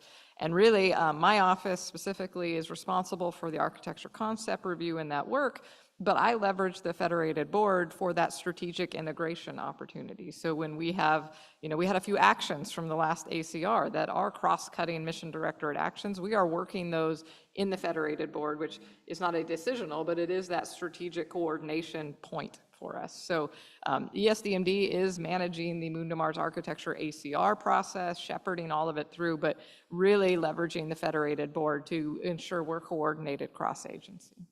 One question related to that we got is when could folks expect the next update of the Moon to Mars architecture? So we should be on track. We will do the architecture concept review every November. We are trying to accelerate the conclusion of the ACR and the actual publication of products. So we hope to have those out in December so that there are 2 months before then the workshops in February. So we are trying to keep to that as an annual schedule so it's predictable and repeatable, and that is part of our goal. Joel, do you mind if I come back to you? I'm going to grab some folks in the room. Is that okay? Okay, we'll start. We got some folks in the room for questions. Start here, and then we'll go over here. See. Hi. First, it's quite excellent to see the expansion to the DSN. I understand that we did have capacity and time slot issues, mainly due to the large number of additional small missions that were launched in addition to Artemis. It's also evident that said expansion, as it iterates into time, is not going to be sufficient to meet the complete needs of those additional missions that are thrown into the mix. Where is the opportunity for commercial participation from carriers to create an interplanetary internet? First of all, I can't argue with anything that you said initially. Those are both true statements, and we know that, and we understand the limitations that are out there. I would tell you that anything that you see that we're doing, we're looking for participation in those areas. I mean, I don't know if you are looking for something specific, but we are looking for interoperability. We are looking for investments in those areas. And I can maybe get a specific answer. I was hoping our SCAN rep was going to be here to be able to answer some questions. I don't think he was able to make it in, but. Hey, one thing I'll offer, if you read the lunar infrastructure objectives, and I'm sure you have, the overarching goal of the lunar infrastructure objectives is to create a global interoperability infrastructure, including communications and networks, wherein NASA is not the sole owner or provider. So there is an implicit and embedded, actually a very explicit goal of having a commercial systems develop and become, I'll say, commercially viable, self-sustaining enterprises. So we recognize NASA and other government agencies and international partners probably need to be the original anchor tenants and start to build that out, maybe build some of the initial requirements and interoperability standards, and we're working to do that, but we do not want to be the sole providers or owners of the said systems. I guess my main question is that how do we bring those entities that could actively participate, such as large internet carriers, for example, that have both the capacity and the technology and the development abilities to participate in a meaningful way? How do we where is the table we bring them to? So for the sake of time, I'm going to jump in here too. John Scott and Chad Thrasher, raise your hands. Is Chad in here somewhere? Over here. We got one, we'll get bookends. So this has been such an important topic. I don't know if you were at the fall meeting, but DARPA had announced that APL is facilitating the LOGIC consortium, which I'll mess up the terms, LOGIC, lunar operability. I won't try to do it, but it's interoperability. We've brought in John, and Chad has been working for several years as the interoperability working group. He works with international partners, but he's in StMD as their main lead for coordinating that. Highly recommend you talking with them, and I'm going to be completely candid. The very first question we got at the very first LSIC meeting 4 years ago was questions, plural, was were we going to create interoperability standards? Were we going to talk interoperability? And I just flinched. I was like, oh no, here we go, because this is a huge topic, right? But the truth of the matter is our technology developers need to know. They're kind of at the tip of the spear. And so these groups have been started. We talk at LSIC, we talk at LOGIC, and APL is helping to facilitate putting that all together and bringing that back to NASA and DARPA to make sure the government's coordinated. So you all. Hopefully you'll be here on day 3 of this workshop, because I think there is a session or a panel On Thursday, on yeah. Thursday to talk about it. Additionally, John- there John- is a Yes. networking room at That's lunch what- today. I think yeah. that's what John's probably about to That's say what he's- for yeah. that topic. It's in room 129. So go get them. These are your guys. Let me make sure I get a question over here. Ethan. Dan Colt from Luna 10. I had a question on HRP and the recent conference that was in Oklahoma for the Human Research Program for Civilians. How is the HRPC taking shape, and how is that going to wrap into their framework? And one of the things that Victor Glover brought up at that conference was the need for more test professionals to test and develop flight hardware. If you might be able to comment on that as well. Yeah, I don't have any update on that. I can't speak to that. I will say in terms of coordination with HRP, we are tightly coupled, and Pat's charts he showed earlier, the 7 decisions for Mars, a lot of those needs, what we need for Mars will drive out what we need to do on the moon, which drives out LEO and Earth testing. So we are working across directorates to provide that linkage. Specifically, HRP is highly involved in our architecture integration work. For example, HRP is really closely aligned in the science area, the biological and physical sciences, particularly the biological sciences investigations that are recommended in the new decadal survey that came out last year for biological and physical sciences called Thrive. And when you look at the work that NASA puts on the website for what those different groups are doing, you can see how closely aligned they are. Thank you. So I'm going to take the question here in the middle, and then I've got several questions coming in over Slido that kind of circulate around CLIPS and Lift 1. So we're going to do that next after this question. Great. This is Gary Barnhart with XISP Inc. This interesting notion of interoperability, that's arguably a derived functional requirement from something that you're trying to do. Both Walt and Pat mentioned the communications and ancillary services, position, navigation, and time. In reference also DTN, delay and disturbance tolerant networking, relay capabilities. These are all critical services for objectives in each of the mission directorates. My question is, how is the orchestration to outcomes envisioned for specific functional capabilities such as autonomous navigation, situational awareness, and shared control between humans, robots, and advanced autonoma that we need to achieve these larger objectives? I'll start there. So I think a lot of that synergy comes out of my team, and we're doing a lot of trades to figure out, yes, derive functions, derive needs, and really aggregate the demand. So specifically around mobility, I'll note that we've identified that as a huge need across the architecture on the surface, to the point that we are actually going to release a white paper in June specifically on that topic, which is the mobility demand, which goes beyond just moving humans, but moving science payloads, technology, the logistics to support the humans. There's a large aggregate demand. So some of those trades, what do we really need? How do we derive functions out of the architecture we're working through in collaboration with our sister mission directorates?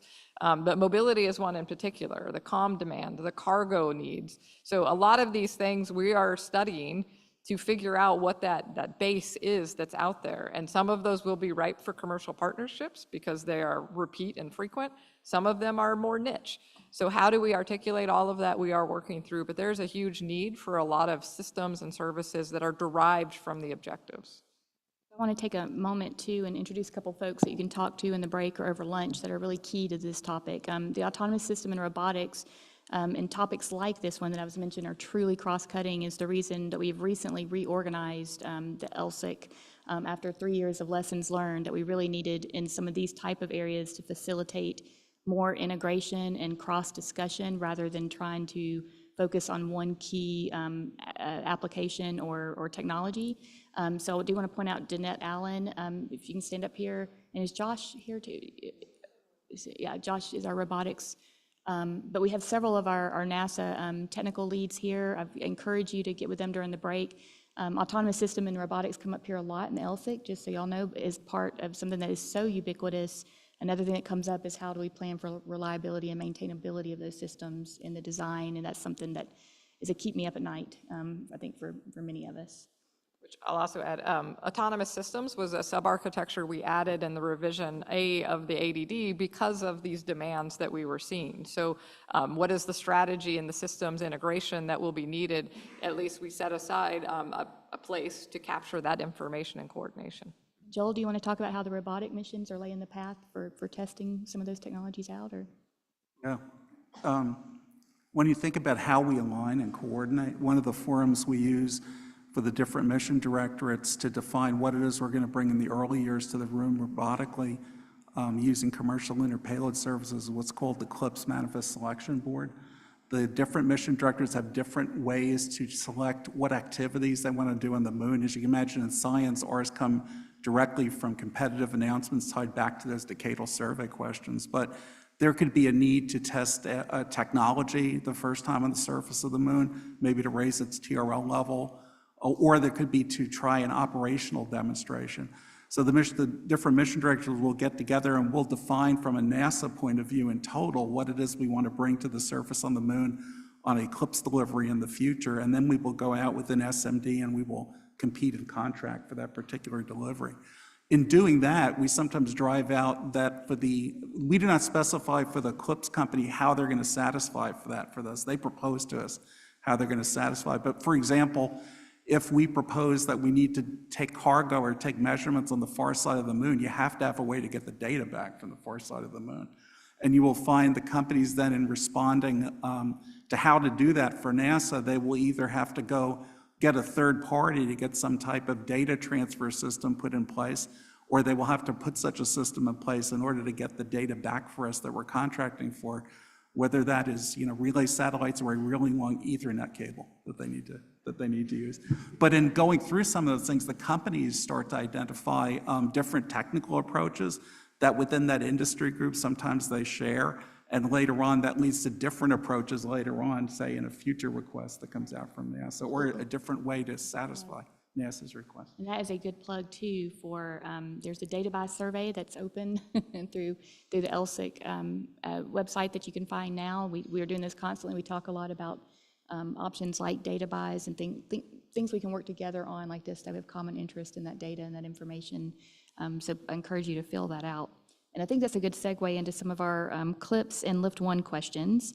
One I definitely want to make sure I answer is, it says, Lift 1 supports a lot of the StMD shortfalls. Is there a desire to trace the mission proposals to those shortfalls? Teams need to be planning now. So I'm going to see if I passed a test with the with Spuds over there, and he can correct me if I'm wrong. So what I would say, in more than traceability, number one, please fill out the shortfall survey. Getting that feedback is the most key, because the statement you make there at the beginning is an assumption, right? We need the data that backs that up, and we've heard it. We've heard it for years in LSIC, which is what brought this to fruition, brought Lift 1 to fruition. But please document and provide those priority or those inputs back on those shortfalls. In terms of deriving from mission requirements or those kind of things, I would say it almost opposite. As Spuds talked about this morning, the outcome of some of those will be used, or that survey will be used for NASA, for us to have these discussions and prioritize, make sure that we are being the tech base for civil space, and that will help drive some of our investments. And I'll pause in case Spuds, is that okay? Good deal, okay. Make sure I didn't say it wrong. I hope I answered that question. Please fill out the surveys. And your responses too in the APL focus groups each month and in these meetings, APL does a fantastic job. That doesn't all go into a black hole. They capture all of that feedback. They do studies. They work with they're partnered with our NASA subject matter experts and produce reports and technology gaps and kind of an independent look. And so all of your feedback and themes are collected and provided back through that as well. Let's see here. We got a really good question maybe for Walt and Joel. Let's see, CLPS has some high value deliveries for SMD. What is StMD's role in buying down risk to clear the way for more risk adverse applications that may use CLPS? I'm going to hold myself back on this one. You want to start? Okay. Yeah, well, if you're following along, the next IM mission, IM2, Intuitive Machines 2, is essentially an all-technology payload mission. Most of the CLPS missions are science-focused, although Joel has been kind enough to give us an allocation on each of those missions to demonstrate technologies, technology payloads.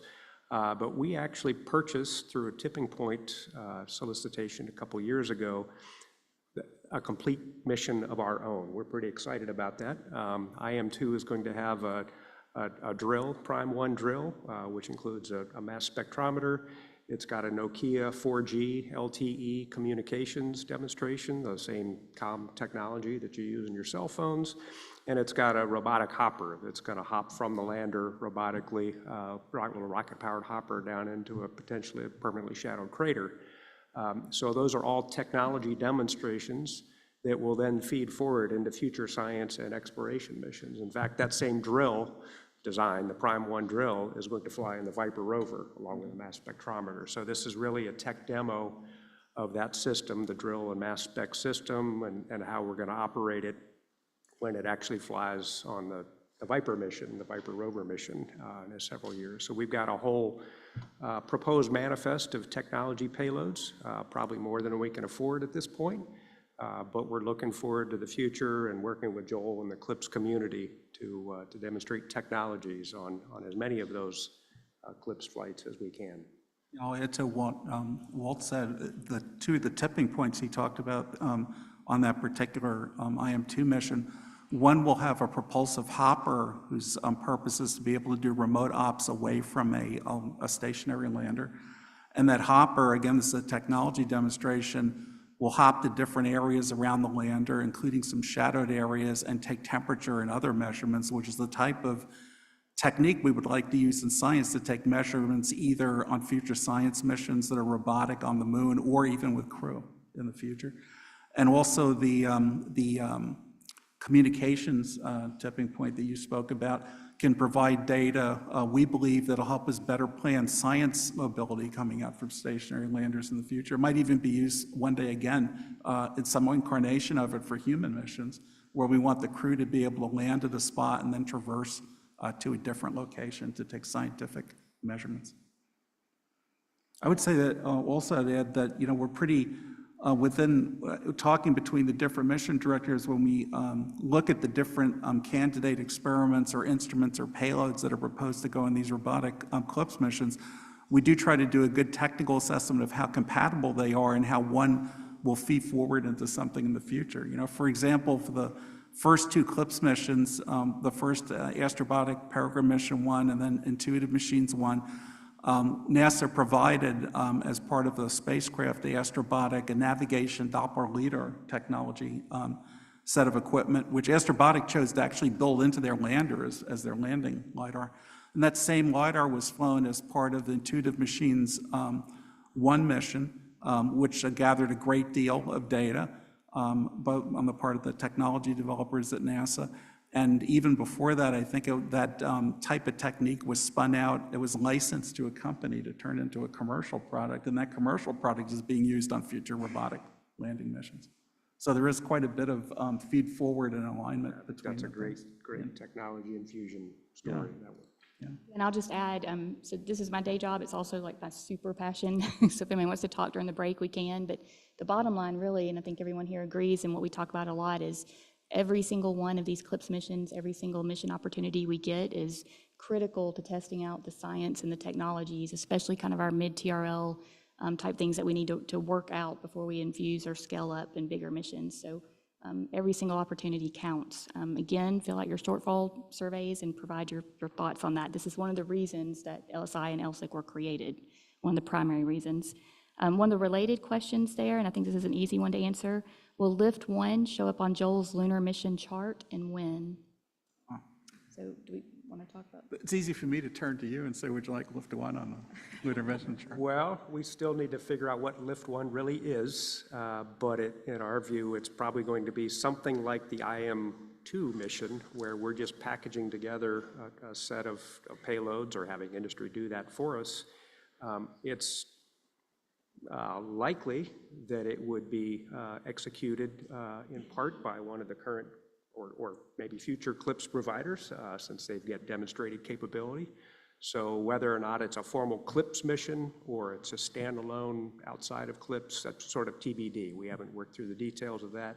It's all in the trade space, but you can imagine it will be from this community that mission will derive. And thank you to Joel for building that community, because without it, we probably wouldn't have even a prayer of doing something like this at an StMD.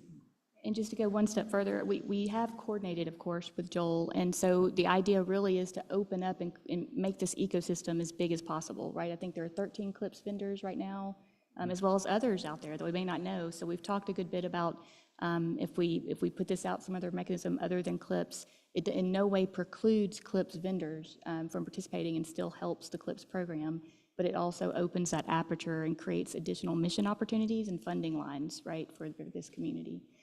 So that's been a big part of our discussion, and that's a lot of the feedback we heard right here in this community that we took to heart.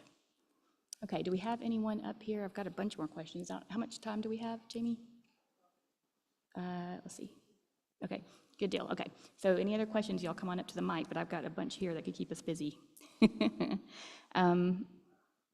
Let's see, let's talk shortfalls a little bit more. We've got several questions on that. A lot of the shortfalls directly support science. How are SMD and StMD collaborating to meet the shortfalls? Well, I will say the shortfall list is available to all. Actually, Nikki introduced Carolyn Mercer and Florence.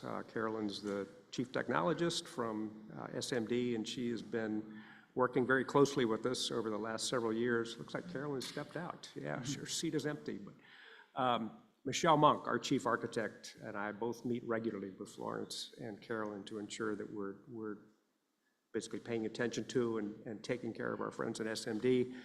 They obviously will have a big hand, just like Spud said, in they will provide input to us, just like StMD will. We'll probably look very closely at their inputs, but the whole community will have that same opportunity.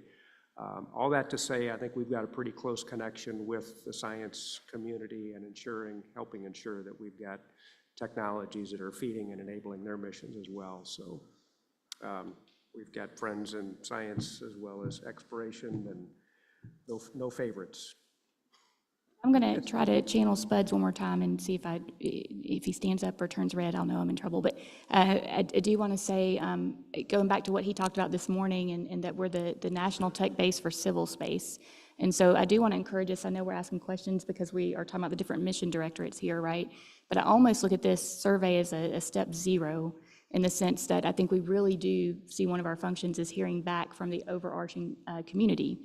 And that's why Spuds was saying you could even use these surveys in this data in ways that helps you as companies or academia, small businesses, large businesses. So I do think even we have to open up our aperture a bit, and we get really myopic sometimes because we are focusing on our goals here. But we do want to make sure we're looking across the whole spectrum of the technology community across civil space. So keep that in mind too when you're filling those out. Yeah, I wanted to add to what Walt said, that SMD does a really deliberate look at technology needs and gaps. You know, in this meeting today, many folks have an interest in the lunar surface or cislunar space, but our look spans across the universe, in effect, of study. And again, tied back to the community recommendations we've been given for the big questions to focus on. But it spans across all 5 of the science theme areas. It looks through the solar system, looks at other star systems, is looking back at Earth, what our technology needs are for that. So it's done pretty deliberately, it's pretty exhaustive, and it's a big ask to go back to our space tech mission directorate for. Yeah, and again, Carolyn and Florence are the kind of the focal points for all of that. It's like you said, Joel, there are 5 divisions within SMD, and they all have technology needs, but they funnel up to Carolyn and Florence, and we interact with them regularly to make sure we're getting that input. Thank you. All right, we have a question in the room. Yeah, hi. My name is AJ. The Draco program that that DARPA and NASA are working together on under Dr. Dodson, Tabitha Dodson. is that the results of that, or the information from there, is that going to be flowing into the Moon to Mars architecture also? And the secondary question would be that for a second stage, nuclear-powered second stage, if those experiments are successful, the Draco, would that flow into going to the Moon also as a second stage? That's a great question. Maybe Najud and I can take a swing at that together. So first of all, Draco, it's a nuclear thermal rocket demonstration that we, StMD, are partnered with DARPA on. You might hear more about that Thursday when our friends from DARPA are here. We think that's a critical investment to demonstrate nuclear thermal engine technology. It's what we'll call a kind of a Gen 1 in-space demonstration. That is not the system that will take humans to Mars. It is one of several candidates. We're looking at nuclear thermal, nuclear electric, solar electric, and even all chem.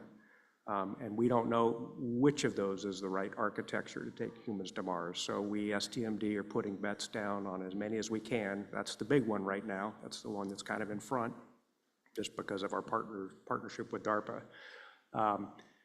We'd like to do the same with other engine propulsion technologies, NEP, SEP, and even all chem. But we're looking forward to having that Draco demonstration essentially prove the concept of nuclear thermal propulsion in space. If that pans out, I think there are cislunar applications for nuclear thermal propulsion. Certainly DARPA is looking at that, and maybe even NASA would as well. I think there might even be opportunities for the science community to use, I'll just say, a smaller scale nuclear thermal propulsion capability for deep space missions. So StMD's investing in the technology along with others. Najud, do you want to say anything about where that decision might land in the future Mars decision trade space? Yeah, so our team is currently studying a variety of options for those transportation systems to Mars, as well as all of the other systems. And every one of these solutions is better at some things than other. And we have to optimize across a broad spectrum of objectives and not around a single point solution. So everything in the architecture has to buy its way in because it's more effective, or it meets more of the objectives at a more affordable price. So, we have to consider all of the potential outcomes. The human system in the human exploration architecture is vitally important. So that is a dominant objective we need to consider.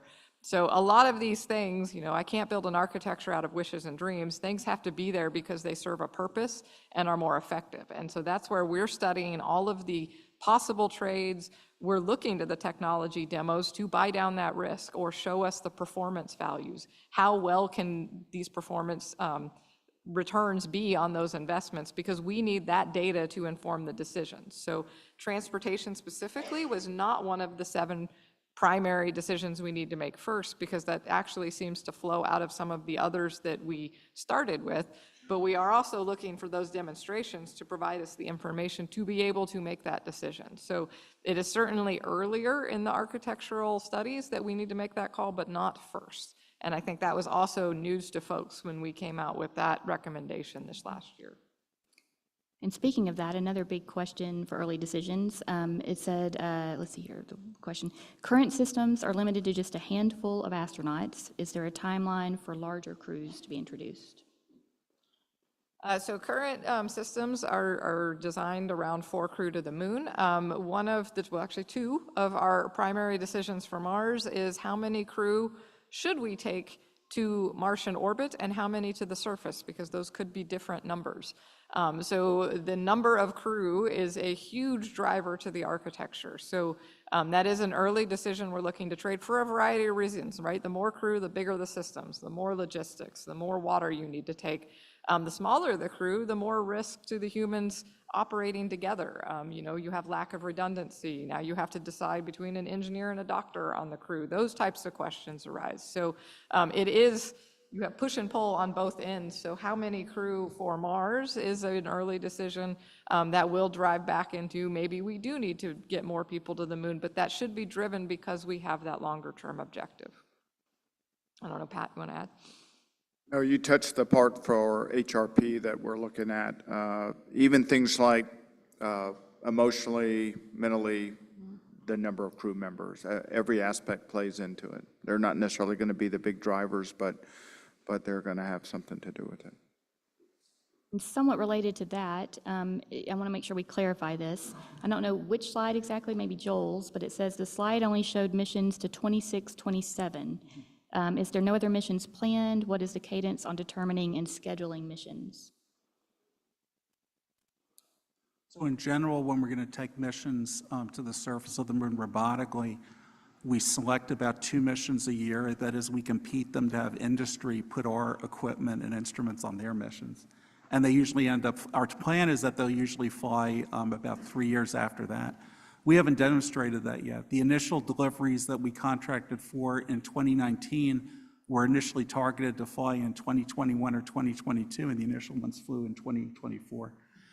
That's due to a number of factors. One was that we set this all in place before COVID-19 happened. And I think not only did the country and the world have to work its way through that, but it's had a big change on supply chains all throughout the world that we're still reacting to in the space business. So when we show that chart that I showed today out to 2027, those are the ones that we've identified that we're getting ready to compete in 24 and 25 that will fly as early as 27, but our plan is really to fly a minimum of compete and award a minimum of 2 deliveries a year pretty well indefinitely. There are other major missions also planned that will take place after 2027, so they aren't shown on that chart. So for example, you don't see Artemis 4 on the chart, it occurs later. It doesn't show a larger buildup of Gateway, associated with Artemis 4 and other missions. And it also doesn't show some very large-scale science missions that have been recommended by the decadal surveys, such as putting a relatively large remote-controlled and autonomous rover at the far side of the moon to gather a number of scientifically important samples and over several years bring them to the South Pole where human crews can examine them before they're brought back to Earth. And specifically regarding Artemis, the goal is to achieve an annual crewed mission cadence in the future. Right now, a lot of the programs and my counterparts in the Moon to Mars program are working through quite literally a massive number of development of programs and projects. It's really an amazing time in human spaceflight to have so many vehicles in development, but that need to be coordinated. But those are all the systems that we're going to depend on to achieve that cadence. And I want to end with one last question. Y'all aren't hungry, are you? We'll just take one more question. We got room for that. Over here in the room. Thanks. I have a kind of biology question. I was watching a documentary recently about how the soil on the Earth actually began, and apparently it was something to do with fungi. So the Earth was just some barren rock, and then fungus evolved at some point and created soil. So I was just wondering, is there any plans to introduce fungus to the moon?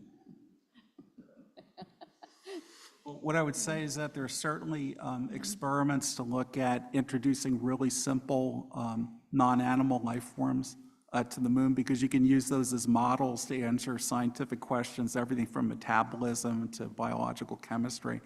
As a matter of fact, there's going to be an experiment of that type. I don't remember if it's fungus or yeast that'll fly to the surface of the moon on what's called the Eclipse Delivery 2-2, which you actually will see. It was listed in that chart that I showed earlier. The study of how did life begin on Earth, and does life exist somewhere else in the universe, is one of the major scientific questions. And I think that that some of those questions are related to sub-elements of the Moon to Mars objectives, but only the ones that we think can be meaningfully addressed by studies at the Moon or Mars. Before folks start tweeting that Joel Kearns just said we're going to, oh, can you state your name real quick? I think you wanted, he wanted to, yes, he wanted to. John Bell. John, okay. I just wanted to say, so the experiment you're talking about is a controlled experiment. Yeah. It's not an experiment to put anything in the, it's not an experiment to introduce something onto the surface of the moon. It's an experiment where we're going to take life and put it in a controlled chamber that's in a lander and just subject it to the moon's gravity, radiation environment, things like that. It's not actually to put it out into the lunar environment. Thanks. We have Thanks, really Jane. clear, like, planetary protection type requirements that we follow when we do those things. It's worth looking at as well. Yep.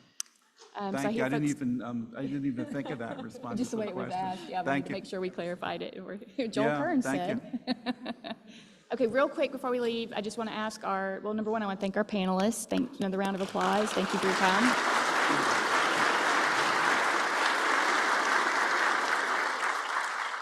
And the LSIC really is about dialogue, so I want to take just a moment for our NASA and our APL leads for the different focus areas that we work here to stand up, just so we can see faces to names. I know we have Jerry Sanders and Carl around here doing ISRU.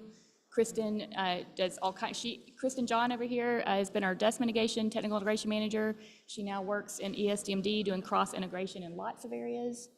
Let's see. So faces and names, just they're probably already gone to lunch. To be honest, I should have done that earlier. Oh well. Okay. Do you have a?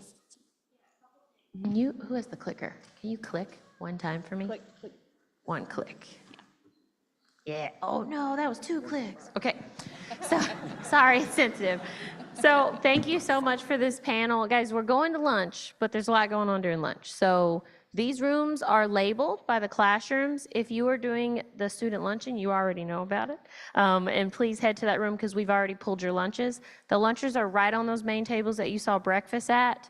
And there is an additional, that Moon to Mars interoperability discussion that wasn't in the program. So that one is new. That's going to be in room 129. So we'll see you in a little bit. Oh, wait, I lied. There's more. There is also a lunchtime poll on Slido. So please look at that. And if you go to lunch and you don't know what you got to eat, they can help you.